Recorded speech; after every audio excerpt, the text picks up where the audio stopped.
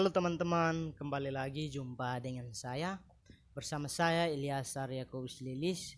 Di video kali ini kita akan membahas tentang administrasi gereja baru yang berkaitan dengan dimensi yang keenam, yaitu dimensi evaluasi kinerja 6 dimensi AKB.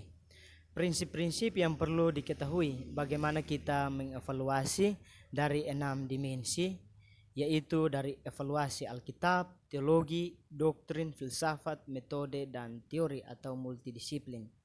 Oleh karena itu, kita dapat katakan seperti berikut. Alkitab sebagai jantung untuk menata layani dalam jemaat.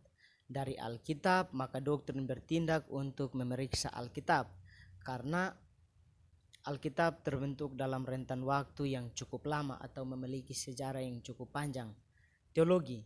Ketika kita masuk teologi, artinya bahwa kita sedang memasuki lembah yang begitu dalam, sehingga kita perlu bantuan untuk berintrospeksi diri dengan baik. Dan yang bisa membantu kita yaitu filsafat, karena untuk memahami sesuatu yang tidak selalu tampak seperti apa adanya dalam permukaan, tetapi filsafat membantu kita untuk dapat mengerti siapa diri kita yang sesungguhnya. Selain itu juga filsafat mendidik kita untuk memikirkan suatu perbuatan yang baik, karena filsafat mengajarkan kita tentang bagaimana kita bergumul dengan pertanyaan-pertanyaan yang mendasar.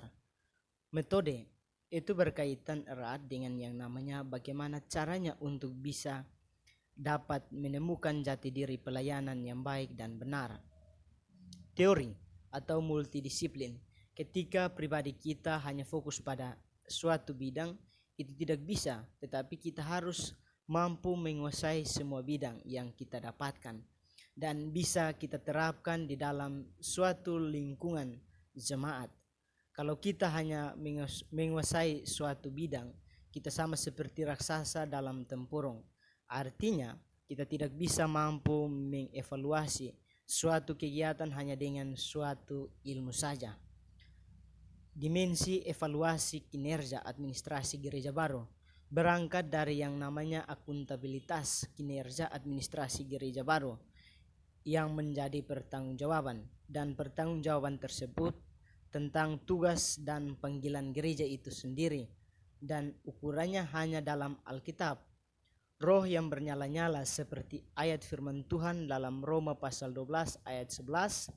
Histeris yang kita lakukan, kita bisa lihat pada firman Tuhan yang tercatat dalam Nehemia pasal 8 ayat 3 dan 4, Mazmur pasal 119 ayat 92.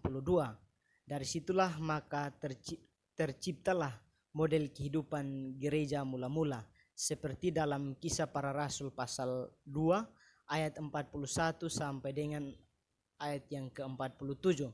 Maka kita melihat bahwa kita harus bertumbuh dan bisa berbuah roh, seperti ayat firman Tuhan yang tertulis dalam kitab Galatia pasal 5 ayat 22 sampai dengan ayat yang ke-23. Maka disitulah tercapai desain Allah dalam hidup kita, seperti yang tercatat dalam ayat firman Tuhan pada kitab Yeremia pasal 29 ayat 11. Dimensi evaluasi kinerja AGB.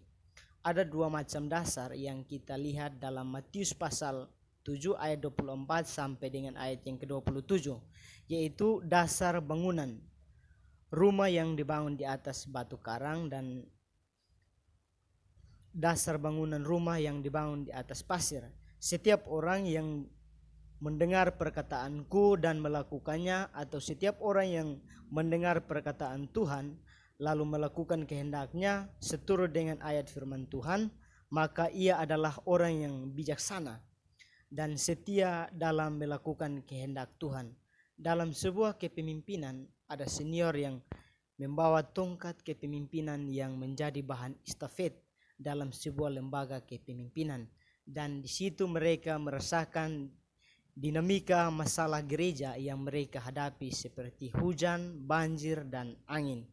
Artinya bahwa ada saja masalah yang hampir cukup sama, namun cara menanganinya berbeda dan kemampuan menanganinya berbeda. Maka hal yang kita harus utamakan yaitu firman Tuhan yang tercatat dalam Alkitab.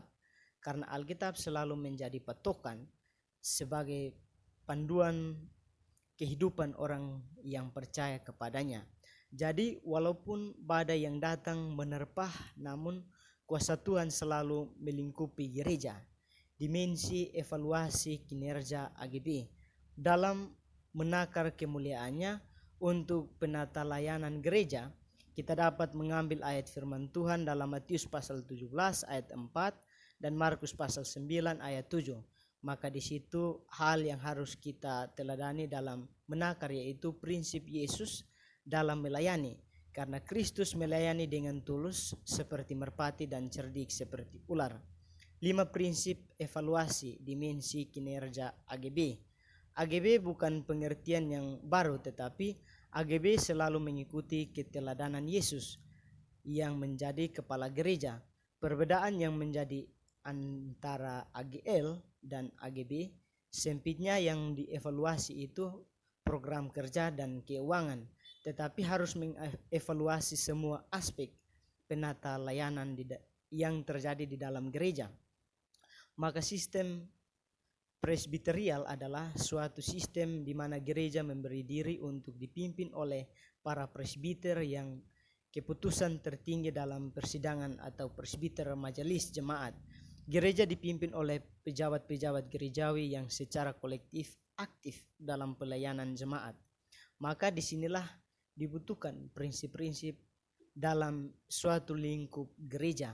Prinsip-prinsip AGB bukanlah sebuah permodalan gereja yang baru, tetapi sebuah model gereja yang diperbaharui oleh Allah di dalam Yesus Kristus dan oleh Roh Kudus. Kita bisa lihat dalam Ibrani pasal 13 ayat 8. Prinsip AGB diilhami oleh kebenaran Allah di dalam sumber-sumber kebenaran Alkitab.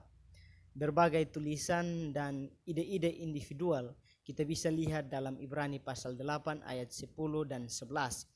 Prinsip-prinsip AGB merupakan aktivitas kelembagaan gereja yang sifatnya terus-menerus diperbaharui seperti dalam Roma pasal 12 ayat 2. Prinsip AGB bekerja berdasarkan hukum atau prinsip yang mengerjakan apa yang Yesus dan Roh Kudus kerjakan. Kita bisa lihat dalam Yohanes pasal 14 ayat 12 sampai dengan 14.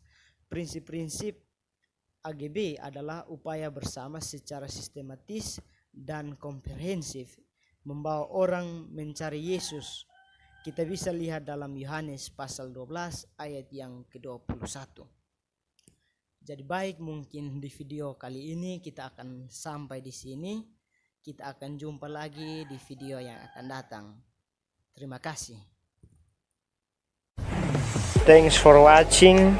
Don't forget to like, comment, and subscribe.